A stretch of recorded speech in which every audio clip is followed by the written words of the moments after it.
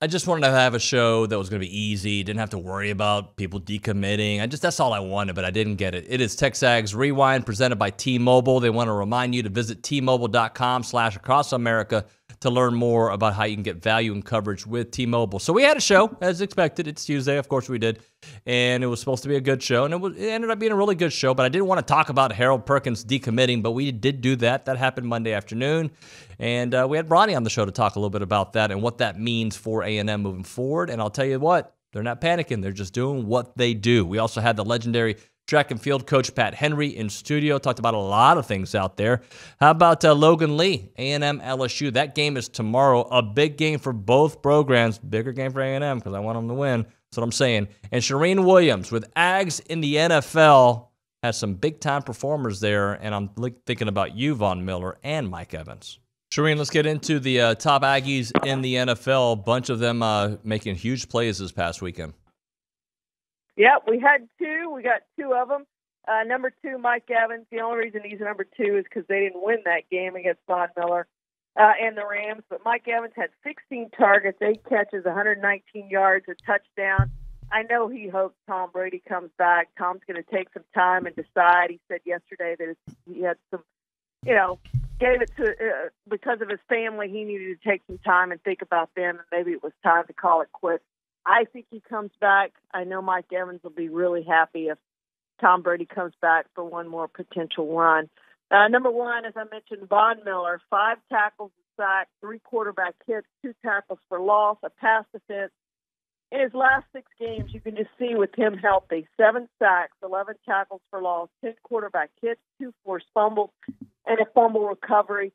He's going to make a whole lot of money this offseason. It'll be interesting to see if the Rams have enough money to keep him. I don't think they do. I think he'll have his choice to go wherever he wants to go. But he's going to have a lot of interest in free agency, probably be one of the top free agents and make a whole lot of money based on what he's done in those last 6 games, showing that when he is healthy, when he plays with other good players, he can still be very, very dominant. We talked about Mike Evans potentially headed to the Pro Football Hall of Fame. Von Miller, I think, has done enough at this point to be a Pro Football Hall of Famer. So we're going to get some more in there in future years to join Yale Larry. He's a little lonely in the Hall of Fame, but I think some other guys are coming to join. Appreciate you, Charean. Thanks so much. Thank you, guys. All right, man. So moral victories are done with, right? We're at a point they got to win some of these close games, which they've done against the inferior opponents, right? But they need to, or opponents that you would expect them to win the way they were playing. But now they got to win. If it's a close game at LSU, they really got to get this close game. Yeah, I mean, the time is now. I thought they played some, going all the way back to the beginning of the season against Abilene Christian. I thought that was a good win in overtime to teach them how to win, to let them understand, hey, these are the necessary steps to get a win. But now that we're into the meat of the conference, and they've had some close wins against some good teams now. I mean, Kentucky is, I believe Kentucky's a top 10 team, or will be a top 10 team. I think Arkansas was a top 10 team. I think they're more of they're a 15 to 20 team in the country. So it's not like the losses that they've had that have been close down to the wire are against bad teams. They're against, in my opinion, right now at this step, better teams than A&M. Sure. So if A&M can grab a couple of these wins, if they can make an extra 3-point shot, if they can shoot 95% from the free throw line like they did against Arkansas and limit everything else, if they can just put all of the pieces of the puzzle together, they'll be winning these games. This LSU game is going to be tough. I feel like A&M is catching these teams when they're coming off losing streaks. When their back is against the wall. Obviously not Kentucky. Kentucky's been rolling, but Arkansas. But they had Auburn coming up, so it was an easy overlook game too. Absolutely. And Arkansas, they were on a 3-game losing streak, right? Losing streak before they then won, and then a 4-game winning streak. LSU lost their last 2 now. 3, I think. 3? I think they've lost 3 in a row. Lost their last 3, and it's at home. And Dalton just told me that they might have 2 guys out. Let's do it. Let's just get wins. Yeah, Stack exactly. wins on wins, man. I mean, here's the thing. The good news, A&M hasn't been blown out of any of these games, even though they are really good teams that they've been playing, and they've hung in there, which shows growth, which shows the capabilities to possibly win. They've just got to get another win now. They've got to get back on track. So you played in the golden era of Aggie basketball the way I see it, okay? All right? The AC Joseph Jones. Yeah, you're old. Why you got to get a little smile, smirk on your face like? Because I was probably in my 30s when that happened. That's the fact, okay? But I look at the way this team is going, and there's always these comparisons with Billy's teams, right? Because Buzz's connection, the way they grind out. But I see Wade Taylor, and when I'm comparing him to AC Law, I don't mean it into the clutch gene that AC had, because that is something we have to see over years of time. But what I mean by is a guard that can score by attacking and shooting, and a big man in Henry Coleman can be like Joseph Jones. I see those pieces. Am I way off from a guy who played on that team? I think the Henry Coleman to Joseph Jones comparison is further off than AC Law to Wade Taylor. Okay. Wade Taylor and AC Law both have a 4 in their name. Good weekend. We accomplished some good things this weekend, so we took a positive step forward. There were some marked performances that looked very good, I thought, and it puts us more in a position where we need to be at this time of year. We got a lot of work to do. We got a lot of things to get better at. But we've got some people that are trying to do it really. I mean, they're trying to get after it right now, and so this next step forward, going to Tech this weekend, offers us a little bit opportunity to get into just a little that next step up, just a little bit better competition, and that bodes well for some good performances. How much do you enjoy hosting these schools to get the opportunity to see what Texas A&M is all about, and also the state-of-the-art facilities, and having the chance that we had a family friend come and their son was running, and it just they were blown away by the experience. Yeah. Well, we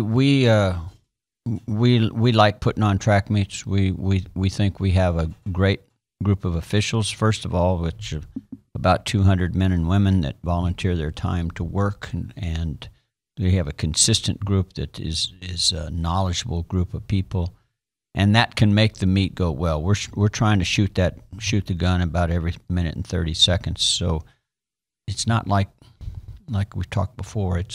We're trying to run an efficient track meet that you can come in, actually sit down, and leave in a few hours and not be there all day long. Will you help educate our audience on the biggest difference between indoor and outdoor that sometimes people don't even know? There's like an indoor that's different. Just can I explain that to us? Yeah, actually it's backwards, but this is the way it is. There's a regional concept outdoor track where you qualify at the regional championships and at the first round NCAA. It's been called everything it can be called, but it's by lining up and beating a person on that day will advance you to the national championship, where they'll take 12 out of the region and take 24. They'll take, we'll end up having, I think it's 24 or 36. I can't remember what it is at the second round. Indoors is a descending order list. It's a performance list. And so let's take our high jumpers right now. They've all jumped 7-1 plus. Well, they go on a descending order, and they may show up number 7, 8, and 9 or whatever right now. But as you move forward, if you don't get better, you move down that descending order, or if you get better, you move up. So then the top 16 advance to the national championship at the end of the conference championships.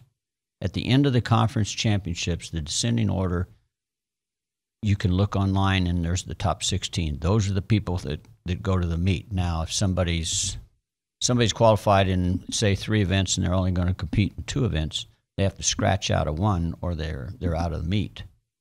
So then number 17 could be moving up to number 16. So there's a little bit of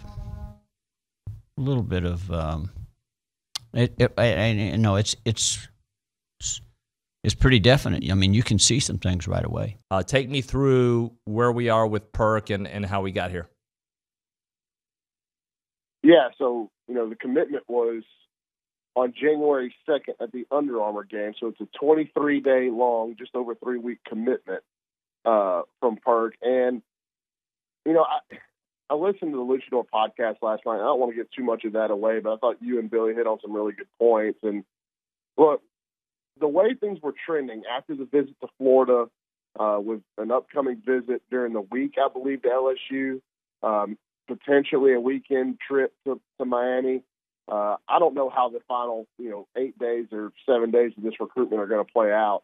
But regardless of Perk's commitment status, it wasn't going to change the way A&M went about these final 7 or 8 days, whether he was committed, whether he decommitted, whether he had flipped to Florida already, whether he had made a decision to completely open things up and move the timeline all the way back to the summer, which he could do if he wanted to.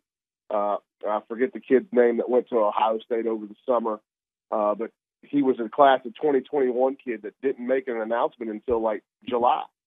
And so I don't think it'll last that long. I mean, I fully expect Perk to sign next week, but what I was getting at is that nothing that Perk did or didn't do was going to change A&M's approach in the final week. Getting in there and meeting with Perk, with the a large majority of the defensive staff, I think that's in the cards this week. In fact, I know it's in the cards. So any reports that A&M won't get to see him, based off the latest intel we've got, those reports are not true. But it's just kind of been trending this way. I felt like maybe he made a commitment at the Under Armour game when he wasn't fully ready to make a commitment. He had given the people at the Under Armour game his word that he would make his announcement there, and obviously that's 5-star linebacker, one of the best players in the state of Texas and in the country. It's going to get a lot of eyeballs on it. So there was a lot of hype around it, and but he had mentioned after the commitment that he was making plans to go on other trips, and he did, and so A&M's their plan has not changed with Perk, and we'll have to see how these meetings go this week. All right, that'll do it for this TexAgs Rewind presented by T-Mobile. Dalton, anything you want to add to close out the show? Like, comment, subscribe, rate, review. Tell Nuno he should wear bigger shirts. This shirt is not tight. Oh, yeah, I guess you're good. It's not tight. It's a large. Okay. You know? David, it's a large Nuno. Okay, cut that part out. Good day to you.